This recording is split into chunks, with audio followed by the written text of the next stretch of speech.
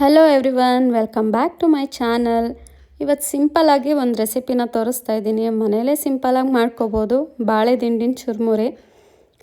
ಮಕ್ಕಳು ಏನಾದರೂ ಬಾಳೆ ದಿಂಡು ತಿನ್ನಲ್ಲ ಅಂತ ಅನ್ನೋರು ಈ ರೀತಿ ಒಂದು ಸಲ ಮಾಡಿಕೊಡಿ, ಖಂಡಿತವಾಗ್ಲೂ ಇಷ್ಟಪಟ್ಕೊಂಡು ತಿಂತಾರೆ. ಆದರೆ ಬಾಳೆ ದಿಂಡನ್ನ ತುಂಬ ಸಣ್ಣದಾಗಿ ಹಚ್ಕೊಳ್ಳಿ ಸಾಧ್ಯ ಆದಷ್ಟು, ಆವಾಗ ಬಾಯಿಗೆ ಸಿಗೋದಷ್ಟು ಗೊತ್ತಾಗಲ್ಲ. ಸಣ್ಣದಾಗಿ ಹಚ್ಚಿರೋ ಈರುಳ್ಳಿ, ಸೌತೆಕಾಯಿ ಮತ್ತು ಬಾಳೆ ದಿಂಡು, ಸ್ವಲ್ಪ ಕಲರ್ಫುಲ್ಲಾಗಿರಲಿ ಅಂತ ಬೀಟ್ರೋಟು, ಕ್ಯಾರೆಟು ಮತ್ತು ಸಣ್ಣದಾಗಿ ಹಚ್ಚಿರೋ ಅಂಥ ಕೊತ್ತಂಬರಿ ಸೊಪ್ಪು ಇದಿಷ್ಟನ್ನು ಆ್ಯಡ್ ಮಾಡ್ಕೊಳ್ಳಿ. ಬಾಳೆ ದಿಂಡು ನಮ್ಮ ಆರೋಗ್ಯಕ್ಕೆ ತುಂಬಾ ಒಳ್ಳೆಯದು. ಅದರಲ್ಲೂ ಹೊಟ್ಟೆ ಸಮಸ್ಯೆಗಂತೂ ರಾಮಬಾಣ ಅಂತಲೇ ಹೇಳ್ಬೋದು.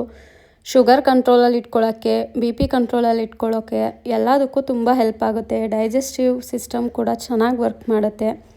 ಇದಕ್ಕೆ ರುಚಿಗೆ ತಕ್ಕಷ್ಟು ಉಪ್ಪು, ಮೆಣಸಿನ ಪುಡಿ, ಅಚ್ಕಾರದ ಪುಡಿ ಮತ್ತು ನಿಂಬೆ ರಸನ ಹಾಕೋತಾ ಇದ್ದೀವಿ. ನೀವೇನಾದ್ರು ಟೇಸ್ಟಿಗೆ ಬೇಕು ಅಂತ ಹೇಳಿದ್ರೆ ಸ್ವಲ್ಪ ಚಾಟ್ ಮಸಾಲ ಕೂಡ ಆ್ಯಡ್ ಮಾಡ್ಕೋಬೋದು. ಇಷ್ಟೇ ರೆಸಿಪಿ ತುಂಬ ಚೆನ್ನಾಗಿರುತ್ತೆ. ಮಕ್ಕಳಿಗೆ ಒಂದು ಸಲ ಮಾಡಿಕೊಡಿ. ಯಾರು ಬಾಳೆ ದಿಂಡು ತಿನ್ನಲ್ಲ ಅಂತಾರೆ ಅವರು ನಿಜವಾಗ್ಲೂ ಒಂದು ಸಲ ಮತ್ತೆ ಮತ್ತೆ ತಿನ್ನಬೇಕು ಅಂತಾರೆ. ನಮ್ಮನೆ ಮಕ್ಕಳಂತೂ ತುಂಬ ಇಷ್ಟಪಟ್ಕೊಂಡು ತಿಂತಾರೆ. ತಿಂಗಳಲ್ಲಿ 2 ಸಲನಾದರೂ ಮಾಡಿಕೊಡ್ತೀವಿ. ಮಕ್ಕಳಿಗೇನಾದರೂ ಡೈಜೆಷನ್ ಪ್ರಾಬ್ಲಮ್ ಇದೆ ಅಂತ ಅನ್ನೋರಿಗೆ ತುಂಬ ಹೆಲ್ಪ್ ಆಗುತ್ತೆ. ಕಿಡ್ನಿ ಸ್ಟೋನ್ಸ್ ಇರೋರಿಗೂ ಹೆಲ್ಪ್ ಆಗುತ್ತೆ. ಒಂದು ಸಲ ಮನೇಲಿ ಇದನ್ನು ಟ್ರೈ ಮಾಡಿ ನೋಡಿ, ನಿಮಗೂ ಕೂಡ ಇಷ್ಟ ಆಗುತ್ತೆ. ಇನ್ನೂ ಯಾರಾದರೂ ನಮ್ಮ ಪೇಜನ್ನು ಸಬ್ಸ್ಕ್ರೈಬ್ ಮಾಡಿಲ್ಲ ಅಂದರೆ ಮರೀದೆ ಸಬ್ಸ್ಕ್ರೈಬ್ ಮಾಡ್ಕೊಳ್ಳಿ. ನಮಗೂ ಸಪೋರ್ಟ್ ಮಾಡಿ.